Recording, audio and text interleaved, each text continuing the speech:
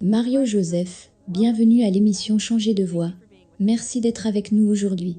Je vous en prie, que Dieu vous bénisse. Je suppose que nous pouvons commencer par une question simple. À quoi ressemblait ton enfance? D'où es-tu originaire? Parle-nous un peu de vous. Mes arrière-grands-parents viennent de Turquie, mais ils sont venus s'installer en Inde. Dans le sud du Kerala, un endroit appelé Wayana. C'est une belle station de montagne. Nous sommes 6 enfants à la maison, et je suis le 3e. Quand j'étais dans le ventre de ma mère, il eut une infection de l'utérus. Donc tous les médecins ont dit que l'enfant mourrait dans l'utérus. Et les médecins forçaient ma mère à avorter l'enfant. Mais elle est très dévouée à Allah, Dieu. Donc elle n'a pas accepté le conseil d'aucune personne. Elle a prié Allah en disant, « Allah, la vie t'appartient. Je sais que tu peux donner la vie. Si tu donnes la vie à ce bébé, je te dédierai ce bébé. » C'était son offrande ou une reddition. Et miraculeusement je suis né, pensant que je mourrais dans l'utérus. Parce que j'ai été dédié à Dieu, mes parents ne m'ont pas envoyé à l'école. Donc mon enfance fut très mauvaise, parce que quand mes frères, sœurs et voisins allaient tous à l'école, je n'avais pas la liberté d'y aller, parce que j'appartenais à Dieu. Et à l'âge de 8 ans, ils m'ont envoyé dans un collège arabo-musulman, pour faire de moi un musulman Molana. Donc jusqu'à 8, si vous me demandez, je ne me rappelle pas de toutes les choses, mais je me souviens entre 5 et 8 de certains de ces choses. Donc mon enfance n'était pas très heureuse, parce que c'était contre mon souhait. Vous savez, ils ne m'ont pas demandé, « Es-tu prêt pour aller pour Dieu ?» Rien de tel. Ils ont eux-mêmes offert, et ils ont dit que tu es pour Dieu. Tu es devenu un imam avant d'avoir 18 ans, n'est-ce pas? Oui. Comment cela s'est-il passé? Ok. Pour nous, pour devenir musulman Molana, cela signifie que vous devez étudier la philosophie et la théologie. Donc dans la philosophie, vous aurez 5 ans, ou presque. Pendant ces 5 années, vous aurez à étudier la métaphysique, l'épistémologie, la logique, etc. et la langue arabe également. Puis le deuxième terme est votre période de théologie. Il est appelé Muqtasar. Le premier est Muqtasar, et le second est Motowel. Donc dans la période de Motowel, vous aurez à étudier la théologie. Vous savez la théologie morale, et la théologie coranique, les lois de charia et toutes ces choses. En déant les 10 ans, certaines personnes être âgées de 12 ans, mais ceux qui sont très bien, dans les études avec des performances, en déant les 10 ans, ils peuvent achever leurs études. Alors j'ai fait mes 10 ans d'études dans ce collège arabe, celui situé dans Sud Kerala. J'ai fait mes études là. Quand exactement as-tu commencé à penser que cela n'était pas vrai? Quand as-tu commencé à t'éloigner de l'islam, ou je veux dire, quand as-tu commencé à te tourner vers le christianisme? Ok. Alors que je travaillais dans un moshi musulman comme un imam, comme un prêtre de la congrégation, une fois je prêchais dans la mosquée que Jésus-Christ n'est pas Dieu. Pour moi, Allah seul était Dieu. Et je crois qu'Allah ne s'est jamais marié, donc pas de fils pour Allah. Donc j'ai prêché là, que Jésus n'est pas Dieu. Alors quelqu'un m'a demandé qui est Jésus, de la foule, peut-être un musulman. Mais il m'a demandé qui est Jésus, je prêchais qu'il n'est pas Dieu, mais la question est, qui est-il? Pour savoir qui il est, j'ai relu encore une fois le Coran entièrement. 114 chapitres, 6666 versets du Coran. Quand je l'ai lu, le nom du prophète Mohammed, je l'ai trouvé dans le Coran dans 4 endroits. Mais le nom de Jésus, je l'ai trouvé dans 25 endroits. Donc j'étais un peu confus. Pourquoi le Coran donne plus de préférence à Jésus? Et la deuxième chose, je ne pouvais pas trouver le nom d'une femme dans le Coran. Le nom de la mère du prophète Mohammed, ou le nom de la femme, ou le nom des enfants. Rien. Dans le Coran il n'y a que seul, le nom d'une femme que j'ai trouvé, Mariam, la mère de Jésus. Pas le nom d'autre femme. Et dans le Saint-Coran, chapitre 3 le nom du chapitre, c'est « Famille de Mariam ». Et le Saint-Coran chapitre 19, le nom du chapitre lui-même est Mariam. Un chapitre est Mariam. Donc j'étais très curieux, pour savoir pourquoi ce Coran dit toutes ces choses. À propos de Mariam, le Saint-Coran chapitre 3 verset 34 et suivant, dit que Marie est née, sans le péché ordinaire. Elle n'a jamais commis aucun péché dans sa vie. Elle était toujours vierge. Coran chapitre 50 verset 23 dit qu'elle est allée au ciel dans son corps physique. Même l'Assomption est écrite dans le Saint-Coran. Puis à propos de Jésus, quand je lis chapitre 3 verset 45 à 55, il y a 10 points que le Coran fait à propos de Jésus. La première chose que le Coran dit, le mot arabe qui signifie la parole de Dieu, et la deuxième chose Ruhollah, qui signifie esprit de Dieu, et le troisième est Issa qui signifie Jésus-Christ. Donc le Coran donne au nom de Jésus, la parole de Dieu, l'Esprit de Dieu, Jésus-Christ. Puis le Coran dit que Jésus a parlé quand il était très petit. 2 jours après sa naissance, il a commencé à parler. Le Coran dit que Jésus a créé un oiseau vivant avec de la boue. Il a pris de la boue, a formé un oiseau. Quand il a respiré dessus, c'est devenu un oiseau vivant. Donc j'ai pensé, il peut donner la vie. Il donne la vie à cette argile de boue. Et puis le Coran dit que Jésus a guéri un homme né aveugle, et un homme avec la lèpre, etc. Curieusement, le Coran dit que Jésus donne la vie aux morts. Jésus est allé au ciel. Il est toujours vivant, et il reviendra. Quand j'ai vu toutes ces choses dans le Coran, ma pensée était que dit le Coran à propos de Mohammed. Vous savez, selon le Coran, le prophète Mohammed n'est pas la parole de Dieu, pas l'esprit de Dieu. N'a jamais parlé quand il était âgé de 2 jours. N'a jamais créé un oiseau avec de la boue. N'a guéri aucun malade. N'a jamais ressuscité de mort. Il est lui-même mort, et selon l'islam, il n'est pas vivant, et il ne reviendra pas. Donc il y a beaucoup de différences entre ces 2 prophètes. Je n'appelais pas Jésus comme Dieu. Vous savez que mon idée était qu'il était un prophète, mais il est un prophète plus grand que Mohammed.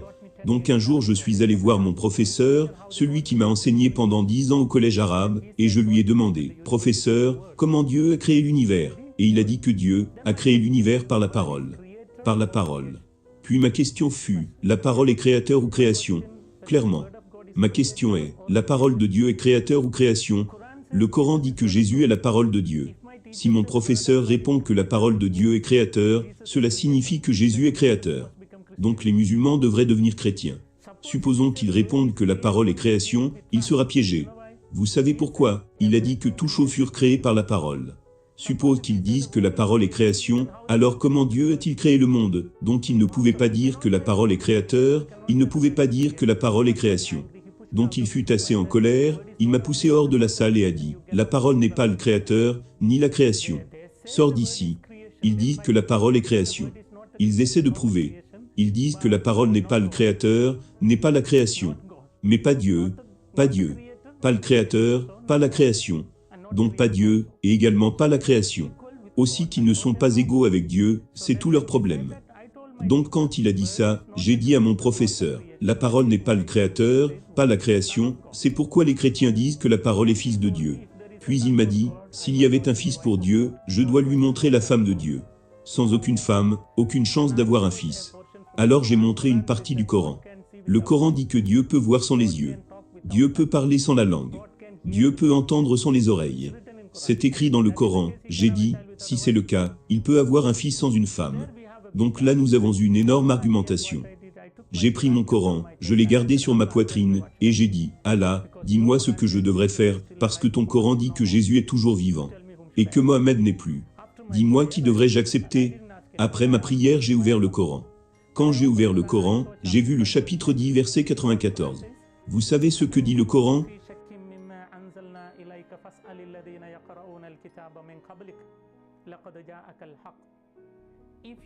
Si tu as un quelconque doute dans ce Coran que je vous ai donné, va et lis la Bible. Ou demande aux gens, à ceux qui lisent la Bible. La vérité est déjà révélée. Donc si vous me demandez, qui a fait de moi un chrétien, ce n'est aucun père, ce n'est aucune nonne, ce n'est aucun évêque, ce n'est aucun cardinal, ce n'est pas même le pape. Mais le Saint-Coran m'a converti au christianisme. Donc après avoir vu cela, j'ai décidé d'étudier la Bible, et je suis allé dans un centre de retraite appelé le Centre de la Retraite Divine, qui est en Inde. Nous avons 7 langues de retraite. Beaucoup de personnes y viennent chaque semaine. Vous savez, chaque semaine du lundi au vendredi, il y a retraite résidentielle. Beaucoup d'hindous, musulmans et chrétiens et différentes dénominations de partout le monde, les gens viennent là-bas. Donc je suis allé là-bas pour faire mes études bibliques. C'est comme ça que j'ai eu une relation avec le christianisme. Ok. Est-ce à ce moment-là que tu as décidé de devenir chrétien? Ce n'était pas immédiatement après mon arrivée. J'ai assisté premièrement à une retraite, et je n'étais pas très heureux. J'avais moins de 19 ans, pas encore. J'ai terminé mes études, et je travaillais dans un collège arabe. Plutôt, je travaillais dans une mouchi. Donc j'avais moins de 19, et alors que je faisais mes études bibliques, il y a eu beaucoup de points qui m'ont touché dans la Bible. Le premier jour, le Père a lu Jean chapitre 1 verset 1. Au commencement était la parole. La parole était avec Dieu. La parole était Dieu. La parole est devenue chair. Donc mon Saint Coran dit que Jésus est la parole de Dieu. Maintenant la Sainte Bible dit aussi que Jésus est la parole de Dieu. Donc j'ai trouvé les deux très similaires. Et j'étais heureux de savoir que j'ai besoin du Coran, et j'ai besoin de la Bible. Tous les deux. J'étais dans l'humeur qu'un jour je peux devenir chrétien, un autre jour musulman. Un autre jour chrétien, ainsi de suite. Que j'ai besoin des deux. Pendant que j'y pensais, une autre parole que j'ai entendue c'était Jean chapitre 1 verset 12. C'était une telle parole d'amour pour moi. Parce qu'il est écrit dans la Bible que si une personne accepte Jésus, Jésus lui donnera le pouvoir de devenir enfant de Dieu. Vous savez, dans tous les versets du Coran, Allah appelle les êtres humains esclaves, et Allah est le maître. Le maître ne peut pas aimer l'esclave. L'esclave ne peut pas aimer le maître. Je n'aime pas être appelé esclave par quelqu'un. Le Coran dit que vous êtes esclave. Mais quand j'ai entendu Jean chapitre 1 verset 12, qui dit « Si vous croyez en Jésus, Jésus vous donnera le pouvoir de devenir enfant de Dieu. » Immédiatement j'ai dit « J'ai besoin de Jésus, parce que je veux être un enfant de Dieu. » De là j'ai commencé à appeler mon Dieu « Papa ». Jusque-là je ne savais pas que je pouvais appeler Dieu « Papa ». Vous savez, Jésus a enseigné la prière en langue araméenne. Notre Père qui est aux cieux. En langue arabe, Aboun signifie « Notre Père ». Et si vous me demandez, je ne peux pas exprimer ma joie chaque fois que j'appelle Dieu « Mon Père ». Chaque fois que j'appelle Dieu « Père ». Et chaque fois que je pense que le Créateur de l'univers est mon Père, j'ai une sorte de joie que je ne peux pas exprimer. C'est au-delà de mon. Une expérience ne peut pas expliquer. Seulement vous pouvez comprendre par expérience. Donc j'aime vraiment appeler mon Dieu « Père ». De là j'ai décidé d'accepter Jésus. Donc c'est là que tu as pris la décision de devenir chrétien? Oui. Et l'as-tu dit à ta famille? Non. J'étais resté au centre divin. Et beaucoup d'autres points ont touché ma vie. Et j'ai décidé de devenir chrétien. À ce moment, je manquais à la maison, donc mes parents ont pensé que j'étais dans ma moshi. Et les gens du moshi pensaient que j'étais à la maison. Quand ils ont tous les deux communiqué, ils ont compris que je n'étais pas à la moshi, ni à la maison. Donc ils ont cherché partout. Ils ont donné des avis dans les news, dans beaucoup de journaux, à la télévision, etc. Enfin, ils m'ont trouvé dans le centre de retraite catholique, et finalement mon père vint là-bas. Et c'était horrible, parce qu'il m'a battu sauvagement. Je saignais du nez, et j'étais inconscient. Et il me ramena à la maison. Je ne sais pas comment il m'a pris, mais d'une façon ou d'une autre, il me ramena à la maison. J'étais inconscient. Quand j'ai repris conscience, j'étais dans une petite pièce sans aucun vêtement. J'étais complètement nu. Et mes mains et mes jambes étaient enchaînées avec un cerf. Et je ne pouvais même pas parler, car il y avait de la poudre chili dans ma bouche, nez, yeux et vous savez, partout où il y avait des blessures, sur ma peau, ils ont appliqué du chili là aussi, pour que j'ai des brûlures. Et ils ont fait tant de choses, car il est écrit dans le Coran, dans plus de 18 endroits, de combattre les non-croyants. Et il est écrit dans certains endroits de tuer celui qui rejette l'islam. Donc mon père était en train d'obéir à la loi du Coran. Donc il veut faire quelque chose.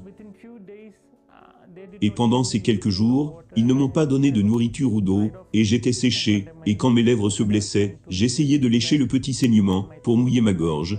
Puis mon frère est venu, et a uriné dans ma bouche.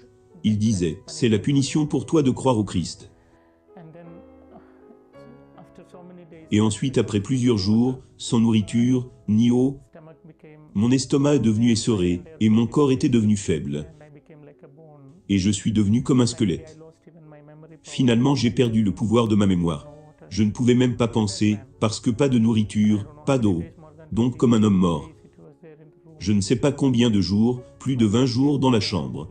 Et un jour, mon père vint dans la chambre, et il retira ma chaîne. Je n'étais pas réveillé. Et il serra ma gorge très profondément, pour savoir s'il y avait la vie dans mon corps. Donc quand il serra très profondément, je ne pouvais pas respirer. Donc quand j'ai ouvert mes yeux, j'ai pu voir un grand couteau dans sa main.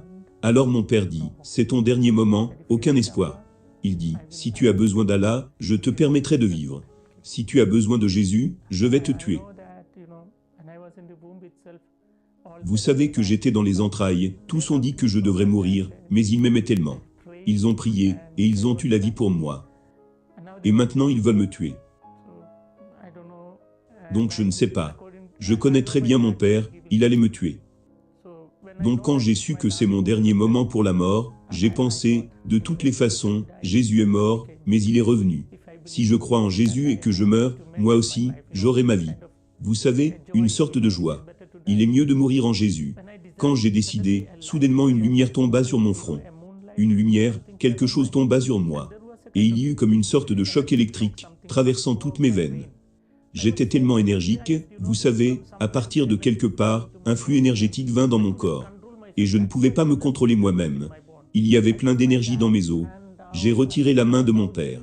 Et j'ai crié, Jésus. Quand j'ai crié, mon père est tombé sur le sol.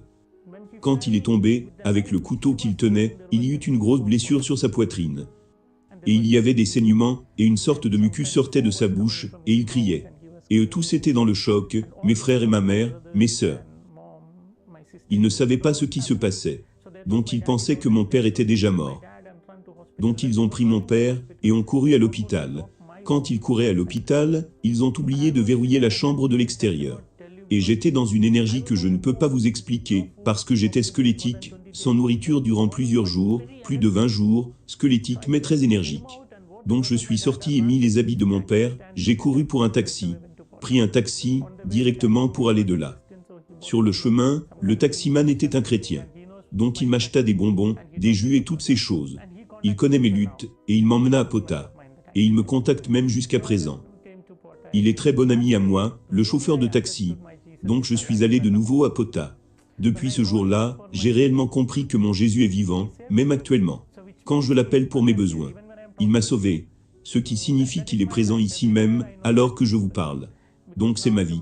Partout, je sais qu'il est présent. Car maintenant, après ma conversion, il y a 18 ans, je n'ai jamais pensé que les musulmans me permettraient de vivre 18 ans. Et j'ai même prêché au Moyen-Orient, où les Arabes sont venus, rien ne s'est passé. Donc ce qui veut dire que mon Jésus est vivant, et il me protège. Mario, est-ce que ta vie est en danger?